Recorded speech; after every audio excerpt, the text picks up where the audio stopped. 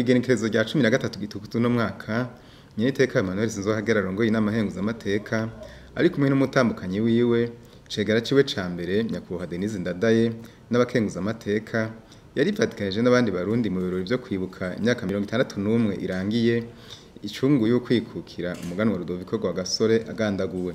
Ivyo birori vyari vyatewe iteka n'Umukuru w'igihugu Nyenicubahiro Evariste NDAYISHIMIYE ari kumwe n'umutambukanyi wiwe, bikaba vyatangujwe n'inkuka y'imisa yabereye muri Cathédrale Régina Mundi mu gisagara ca Bujumbura. Vyari vyitabwe kandi n'abanyacubahiro batandukanye.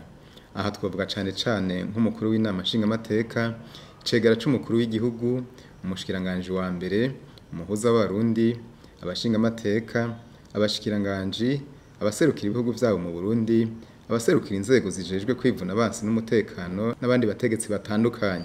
Mu nsiguro yashikirije umwepiskopi wa diocese nkuru ya Bujumbura Musenyeri Gervais Banshimiyusa yararongoye inkuka ya misa, yahamagariye abarundi kubana mu rukundo na kare ngo Imana ihezagira abahezagiranye. Yongeye abahimiriza guhinduka, gusabikanya, kwirinda kwinubana no gukumirana.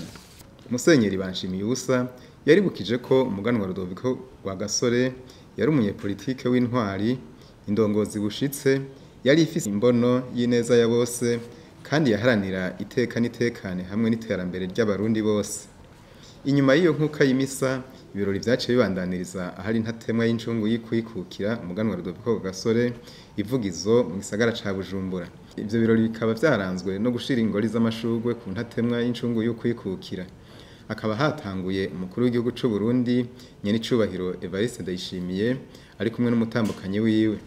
Haciye hakurikira abaserukira ibihugu vyabo mu Burundi, hanyuma abaserukira umuryango w'incungu y'ukwikukira n'imigambwe itandukanye yemerewe n'amategeko mu Burundi. Mu gusozera ivyo birori, abavyitavye barakurikiranye ijambo ryashikirijwe n'Umuganwa Rudoviko RWAGASORE inyuma y'amatora y'abashingamateka yo kw'igenekerezo rya 18 Nyakanga mwaka w'1961. Akaba yashikirije ko intsinzi atari y'umugambwe w'abadasigana iprona gusa, ariko ko ari y'abarundi bose.